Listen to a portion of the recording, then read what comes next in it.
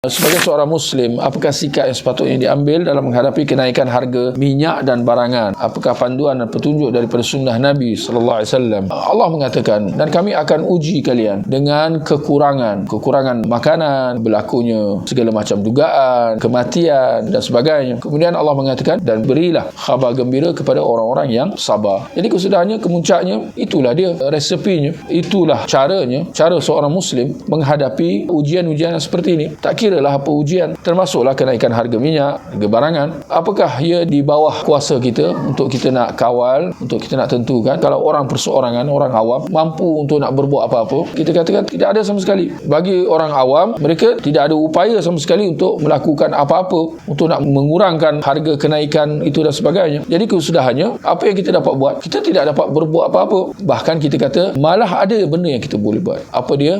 Sabar. Sedangkan sabar itu memang duduk diam-diam. Sabar itu ialah menahan diri. Menahan diri, terutamanya dari sudut menampakkan apa sahaja indikasi bahawa kita tak sabar. Indikasi yang menunjukkan bahawa kita tak puas hati, bahawa kita marah, kita merasa tidak senang dengan apa yang berlaku dan sebagainya. Ini semua menyalahi erti sabar itu. Sabar ialah menahan diri. Termasuklah menahan diri dalam menghadapi segala apa takdir ketentuan Allah SWT. Yang pastinya Allah telah takdirkan kenaikan harga minyak dan barang itu. Ia ada asbab dia, tapi kemuncaknya dia tidak akan berlaku tanpa kuasa dan izin Allah SWT. Justru Muslim dia bersabar. Dan paling bahaya, paling membinasakan, antara yang boleh saya kata di sini, andainya dia melihat kenaikan harga minyak dan barang itu satu ruang untuk dia mencela dan memaki hamun pemerintah dia. Sudahlah itu menyalahi erti sabar. Boleh saya kata, apa faedah yang kau dapat dengan kau mencaci, memaki hamun kerajaan, pemerintah atas apa yang telah berlaku itu? Apakah dengan cara tersebut akan membawa apa-apa perubahan? Dan kita tengok kalau di setengah negara lagi dahsyat. Kalau berlaku kenaikan saja, mereka turun demonstrasi, rosakkan harta benda awam. Sudahlah, negara tu dah mundur dah. Negara tu dah tak berapa nak bagus dah dari segi infrastruktur dan sebagainya, dengan segala apa kemiskinan, pengangguran. Kemudian bila berlaku macam tu, dia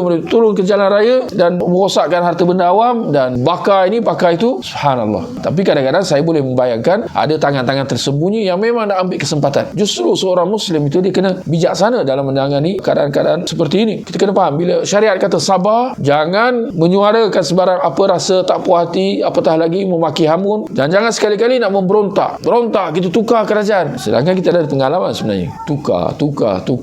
Sudahnya kita boleh setujulah sama. Benda ni sensitif sikit. Tapi kita kena ambil muhasabah lah. Ambil pengajaran. Dan saya kira Alhamdulillah rata-rata masyarakat di luar sana, mereka tenang. Alhamdulillah masyarakat kita berbeza dengan masyarakat di setengah negara yang lain. Masyarakat kita Alhamdulillah secara relatifnya mereka ada sikap tenang dan sabar. Itu bagus. Cuma dalam masa yang sama, saya mengatakan kita perlu berwaspada dan berhati-hati dengan suara-suara atau pihak-pihak yang mungkin nak mengambil kesempatan. Kerana mereka ni memang saban waktu ada saja. Barangkali mereka muncul ketika waktu yang seperti ini untuk nak mengapi-apikan, untuk nak menghasut, nak menimbulkan rasa marah, tak puas hati dan sebagainya. Oh, ni salah ni. Nak salahkan orang lain je kan. Sedangkan itu sama sekali tak akan membantu. Baik, itu yang saya kira dapat saya katakanlah.